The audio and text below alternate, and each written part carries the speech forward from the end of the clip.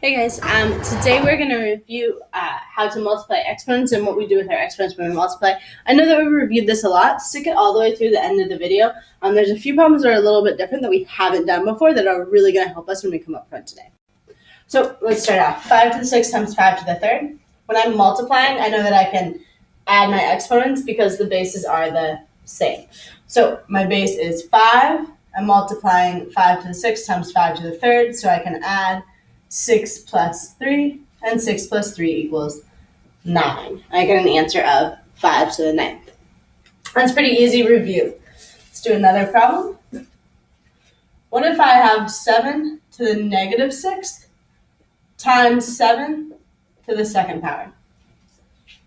7 to the negative 6 times 7 to the second. Well, I am multiplying, so I know that if my bases are the same, that I can add my exponents. They are the same. They're both 7, so I will add my exponents, negative 6 plus 2. Negative 6 plus 2, are there more good guys or bad guys? There are more bad guys, so my answer will be negative. Negative 6 plus 2 is negative 4, so this is 7 to the negative 4th. You can leave your problem like this, but there is another way to write this. A negative exponent tells me that I'm going to divide, or that my answer is going to be a fraction. So the negative exponent makes a fraction. My numerator is 1. My base is 7, and it's raised to the 4th power. And this is the most simplified form of writing that. Let's do another one. If I have 3 to the negative 5th times 3 to the negative 2nd power. I don't know, what is this value? Well, I'm multiplying my exponents and my bases are the same. That means I can add my exponents. Negative 5 plus negative 2. Are there more good guys or bad guys? Well, there are no good guys, there's just bad guys. So 5 bad guys show up, add 2 more bad guys to that situation, we have 7 bad guys, or negative 7. This is written as 3 to the negative 7th power. You may see an answer like this, but you also may have to go one step further. This negative exponent tells me that I'm going to divide, or that my answer is going to be a fraction. My numerator is 1, my base is 3, and it's raised to the positive 7th power. 1 over 3 to the positive 7. The negative exponent makes it into a fraction, and that's all it does. This negative exponent becomes this fraction bar, and everything else is positive. Negative exponents don't mean that our answers will necessarily be negative. Okay, that's all review. Here's a little bit of new stuff, but I think you'll catch on to it really quickly. I have 25 raised to the 1/2 power times 25 raised to the 1/2 power. This is a little bit different because my exponent this time is a fraction, but that's okay.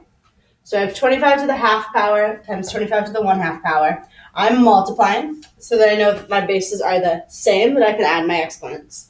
My bases are the same, so I want to add my exponents. 1/2 plus 1/2. Now, when adding fractions, the base stays the same and you just add the numerator. I can also think of this. If I have 1/2 and I add another 1/2, I have 1 whole. So this becomes 25 to the 1 whole. And I can simplify this one step further. This is 25 to the 1st power.